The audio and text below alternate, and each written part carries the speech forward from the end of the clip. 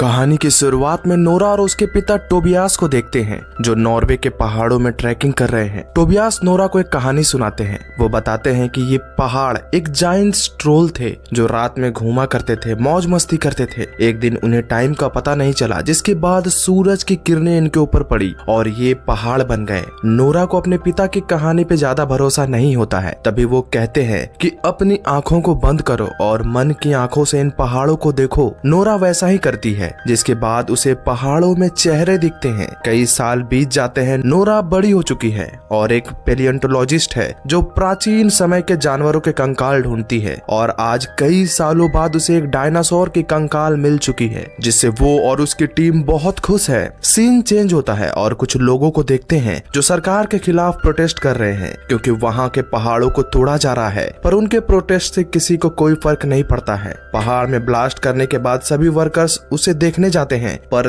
तभी वो पूरा पहाड़ ढह जाता है, जिससे वहाँ अफरा तफरी मच जाती है। अब उस जगह एक बहुत बड़ा गड्ढा हो जाता है। किसी को समझ नहीं आता है कि ये सब क्या है, इसलिए प्रेसिडेंट एक आपातकालीन मीटिंग बुलाती है और अपने असिस्टेंट एंड्रियास से कहती है कि वो किसी पैलियोंटोलॉजिस्ट को हायर करे। उधर नोरा को देखते हैं जो बहुत खुश है क्योंकि उसने जो खोज किया है वो बहुत बड़ी बात है। तभी वहाँ एक हेलीकॉप्टर आता है जो नोरा के लिए है। वो नोरा को अपने साथ ले जाते हैं, जहाँ उसकी मुलाकात प्रेसिडेंट के असिस्टेंट एंड्रियास से होती है। वो उससे पूछती है कि उसे यहाँ क्यों लाया गया है। एंड्रियास कहता है कि एक सीक्रेट मीटिंग है। तभी उसे एक कमरे में लाया जाता है जहाँ देश के बड़े बड़े नेता, आर्मी के ऑफिसर, साइंटिस्ट और प्रेसिडेंट है। नोरा को भी उस मीटिंग का हिस्सा बना लिया जाता है। सभी लोग इस बात पे बहस कर रहे हैं कि आखिरकार पहाड़ में इतना बड़ा गड्ढा कैसे बना। सभी लोग अपनी अपनी राय देने लगते हैं। तभी नोरा कहती है कि क्या यहाँ कोई मजाक चल रहा है। सभी लोग हैरान हो जाते हैं। नोरा कहती है कि किसी को पहाड़ के पास फुटप्रिंट्स नहीं दिख रहे हैं। सभी लोग नोरा का मजाक उड़ाते हैं, पर तभी एक ऑफिसर सैग्रेट आती है और एक वीडियो दिखाती है जिसे प्रोटेस्टर द्वारा लिया गया था। उस वीडियो में साफ साफ किसी भयानक जानवर की आवाज सुनाई देती है और एक बड़े से जायंट्स की धुंधली इमेज दिखती है। ये देख सभी लोग हैरान हैं। सीन चेंज होता है। एक पहाड़ी इलाके के घर को दिखाया जाता है जहाँ एक एजेड पति पत्नी रहते हैं। तभी उनका घर हिलने लगता है, मानो बहुत तेज भूकंप आ रहा है। दोनों भागकर बेसमेंट में छुप जाते हैं। उधर नोरा उन्हें कहती है कि ये कोई नॉर्मल जायंट्स नहीं है। अभी भी उन्हें ये सब बकवास लगता है, पर कुछ लोग हैं जो नोरा की बात से सहमत है। प्रेसिडेंट उसे इस केस को संभालने की जिम्मेदारी देती है, जिसमें एंड्रियास उसके साथ रहेगा। अब एंड्रियास और नोरा उस घर के पास जाते हैं जहां भूकंप आया था। नोरा उन दोनों पति पत्नी से बात करती है। औरत बताती है कि उसे किसी जानवर की आवाज आ रही थी, मानो वो दुखी हो। नोरा को लगता है कि यहाँ कोई तूफान आया होगा, पर ऑफिसर क्रिस बताता है कि यहाँ पैरों के निशान मिले हैं। नोरा उन पैरों के निशानों का पीछा करती है जो कुछ दूर जाने के बाद गायब है। उन्हें समझ नहीं आता है कि इतना बड़ा जायंट आखिर गायब कैसे हो गया। नोरा एंड्रियास से कहती है कि हमें किसी से मिलना होगा। वो एक सुनसान घर के पास जाते हैं। तभी एक आदमी उनके ऊपर बंदूक तान देता है और कहता है कि मुझे यहाँ से कोई नहीं निकाल सकता है। नोरा उन्हें शांत करती है क्योंकि वो उसके पिता है। वो उनसे उन जायंट्स के बारे में जानना चाहती है, पर उनकी कहानी जिसे वो सच मानते हैं। नोरा को लगता है कि ये सब उनके दिमाग की उपज है। नोरा उनसे बात करना चाहती है, पर वो कहते हैं कि हमें तुरंत वहाँ से जाना होगा। सभी लोग उस पैरों के निशान का पीछा करते हुए आगे बढ़ते हैं। तभी टोबियास उन्हें रुकने को कहते हैं और एक पहाड़ के पास कुछ खोजने लगते हैं। नोरा उनके पास जाती है। तभी उनके बीच बहस होने लगती है। दरअसल नोरा को नहीं लगता है कि ट्रोल्स होते हैं, पर टोबियास को पूरे यकीन है कि मिट्टी और पत्थर से बने ट्रोल्स होते हैं। नोरा कहती है कि अगर ट्रोल्स होते तो उनके भी फॉसिल मिलते जैसे डायनासोर के मिलते हैं। तभी नोरा को एक अजीब सी स्मेल आती है जैसा उसे उस फुटप्रिंट से आ रही थी। नोरा के पीछे उस पहाड़ की दोनों आंखें खुलती है। नोरा पीछे देखती है, वो एक जायंट ट्रोल है जो सो रहा था और अब वो जाग गया है। नोरा और टोबियास वहाँ से भागते हैं और हेलीकॉप्टर में बैठ जाते हैं। ये नजारा वो लोग प्रेसिडेंट को भी दिखाते हैं ताकि सभी को समझ आए कि उनका पाला किससे पड़ा है। टोबियास खुश है क्योंकि वो सही था। लोगों ने उसे पागल कहा, पर उसकी बातें सच निकली। नोरा अपने पिता को लेकर मिलिट्री कैंप में जाती है जहाँ टोबियास सभी को ट्रोल्स के बारे में बताने लगते हैं, जिसपे नोरा बहुत इरिटेट होती है। टोबियास हायर अथॉरिटी से बहस करने लगते हैं क्योंकि ये सब गवर्नमेंट की गलती है। अगर वो पहाड़ को नहीं तोड़ते तो शायद ये ट्रोल नहीं जागता। नोरा प्रेसिडेंट से थोड़ा समय मांगती है ताकि वो छानबीन कर सके, पर प्रेसिडेंट फैसला करती है कि अब मिलिट्री ही उस राक्षस से निपटेगी क्योंकि उनके पास टाइम नहीं है। नोरा को इस ऑपरेशन से हटा दिया जाता है। नोरा अपने पिता पे गुस्सा करती है और वापस वहाँ से जाने लगती है। टोबियास कहता है कि इंसान जिस चीज से डरता है उससे दूर भागता है, उसे खत्म करना चाहता है। ट्रोल यहाँ क्यों आए हैं कभी सोचा है? नोरा को लगता है कि उसे पीछे नहीं हटना चाहिए, इसलिए वो क्रिस से रिक्वेस्ट करती है कि वो उसे भी साथ ले चले, पर क्रिस उन्हें मना करता है क्योंकि ये रूल्स के खिलाफ है। नोरा कहती है कि ऐसे मौके पर रूल्स तोड़ना चाहिए क्योंकि ये आम लोगों की जिंदगी और मौत का सवाल है। क्रिस मान जाता है। वो लोग जंगलों के बीच पहुंचकर उस राक्षस का इंतजार करते हैं। नोरा और उसके पिता अपने पुराने दिन को याद करके इमोशनल होते हैं। तभी उन्हें हलचल महसूस होती है और सभी लोग समझ जाते हैं कि ट्रोल आ रहा है। ट्रोल उनके सामने होता है। बड़े बड़े पेड़ों के बीच एक डरावने राक्षस को देखकर सभी लोग डर जाते हैं और उस पे हमला कर देते हैं। टोबियास कहते हैं कि उसे भड़काओ मत। सभी ऑफिसर मिलकर उस पे हमला करते हैं पर उससे कुछ नहीं होता है और अब वो ट्रोल उन पे हमला करता है। सभी लोग उससे बचने की कोशिश करते हैं। तभी नोरा देखती कि एक ऑफिसर गॉड को याद कर रहा है। वो एक क्रिश्चियन है जिसे ट्रोल सबसे पहले पकड़ता है क्योंकि उसके पिता कहते हैं कि ट्रोल क्रिश्चियन के खून को सूंघ सकता है। पर तभी टोबियास ट्रोल के सामने चले जाते हैं और उसे शांत करते हैं। ट्रोल भी उनकी बात मानता है और शांत हो जाता है, पर तभी एक ऑफिसर पीछे से उस ट्रोल के ऊपर हमला करता है। ट्रोल उसकी तरफ मुड़ता है जिससे उसकी पूंछ से टोबियास को चोट लगती है और वो घायल हो जाता है। नोरा अपने पिता को घायल देख के दौड़ के उनके पास जाती है।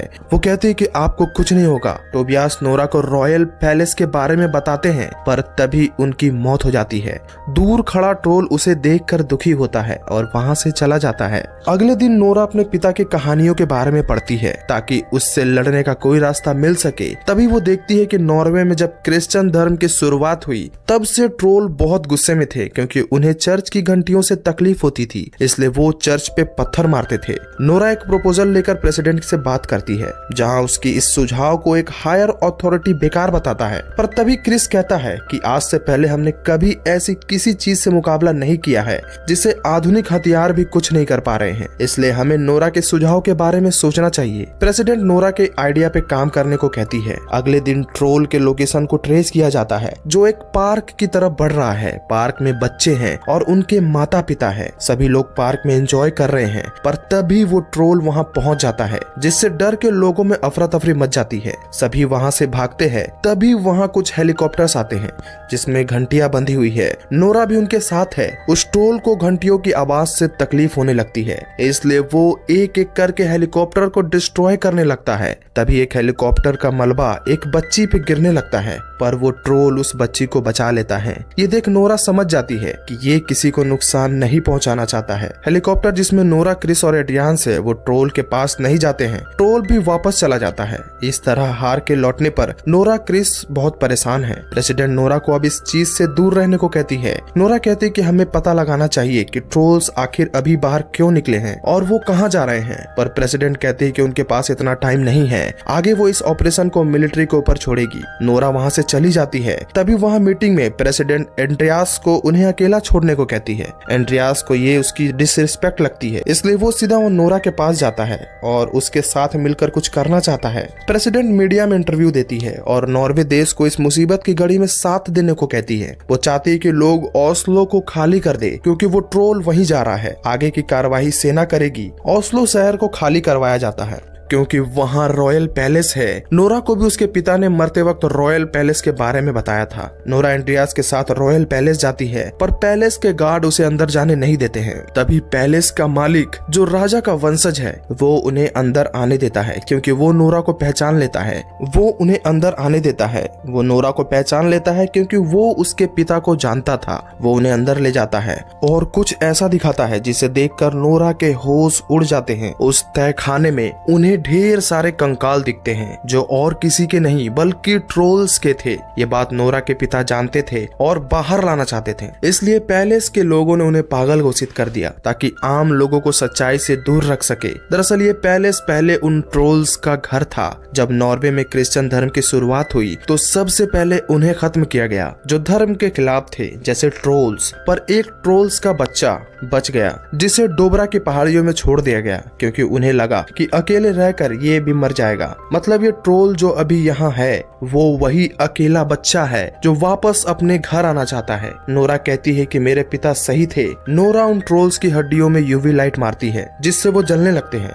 नोरा एंड्रियास से कहती है कि ये सूरज की रोशनी बर्दाश्त नहीं कर सकते हैं। एंड्रियास कहता है हमने उस ट्रोल को रोशनी में देखा था। नोरा कहते है कि जब वो बाहर था तब सूरज बादलों में छुपा था, इसलिए उसे कुछ नहीं हुआ। नोरा उस पैलेस के मालिक से पूछती है कि आपके पास सबसे बड़ी गाड़ी कौन सी है। उधर वो ट्रोल शहर में घुस चुका है जिस पे सेना अटैक कर रही है। नोरा क्रिस को कॉल करती है और उसे एक प्लान बताती है। ट्रोल को सेना कंट्रोल नहीं कर पा रही है, इसलिए प्रेसिडेंट फैसला करती है कि उस पे मिसाइल से हमला करवाया जाए। ये फैसला इतना आसान नहीं है, इससे शहर तबाह हो जाएगा। एंड्रियास को एक लड़की सैग्रेट कंट्रोल रूम से कॉल करके सब कुछ बता देती है। वो उससे मदद मांगता है और कहता है कि तुम सिस्टम को हैक कर लो ताकि मिसाइल अटैक रुक सके। नोरा का प्लान है उस ट्रोल को एक खाली जगह लाया जाए ताकि उसके ऊपर यूवी लाइट मार के खत्म किया जा सके। उधर सैग्रेट सिस्टम को हैक कर लेती है और मिसाइल अटैक रुक जाता है।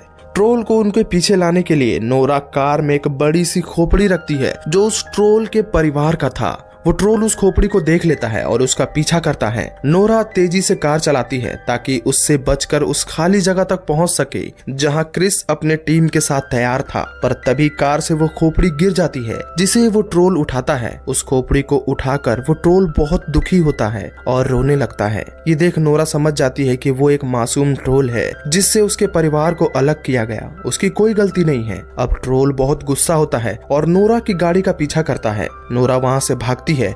उधर सैग्रेट पकड़ी जाती है, यानी मिसाइल को फिर से एक्टिवेट किया जाता है। नोरा ट्रोल को उस जगह लाने में कामयाब हो जाती है। वो नोरा की तरफ बढ़ता है और उसे अपने पैरों से कुचलने वाला होता है, पर तभी क्रिस सायरन से उसका ध्यान भटकाता है जिससे नोरा को भागने का मौका मिल जाता है। अब चारों तरफ से उस ट्रोल को यूवी लाइट से घेर लिया जाता है जिससे उसे तकलीफ होने लगती है। उधर मिसाइल ट्रोल पे हमला करने ही वाला होता है कि तभी फाइटर प्लेन वाला बताता है कि वहाँ लोग हैं, इसलिए चीफ मिलिट्री ऑफिसर मिसाइल को अबॉर्ट करने को कहता है। नोरा देखती है कि ट्रोल को बहुत तकलीफ हो रही है, वो मर जाएगा, इसलिए नोरा यूवी लाइट बंद कर देती है और उस ट्रोल के पास जाती है। वो उसे कहती है कि यहाँ से चले जाओ वरना ये लोग तुम्हें मार देंगे।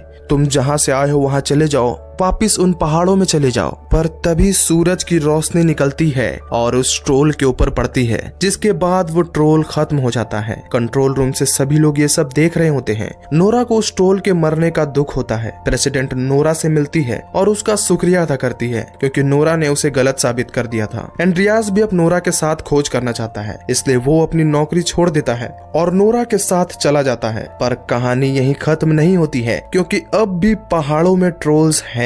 मूवी इसी सस्पेंस के साथ खत्म होती है। आशा करता हूँ कि कहानी आपको पसंद आई होगी। इसी तरह के रोमांचक और थ्रिलर मूवीज एक्सप्लेनेशन देखने के लिए मेरे चैनल को सब्सक्राइब करें। मिलता हूँ आपसे अगली वीडियो में।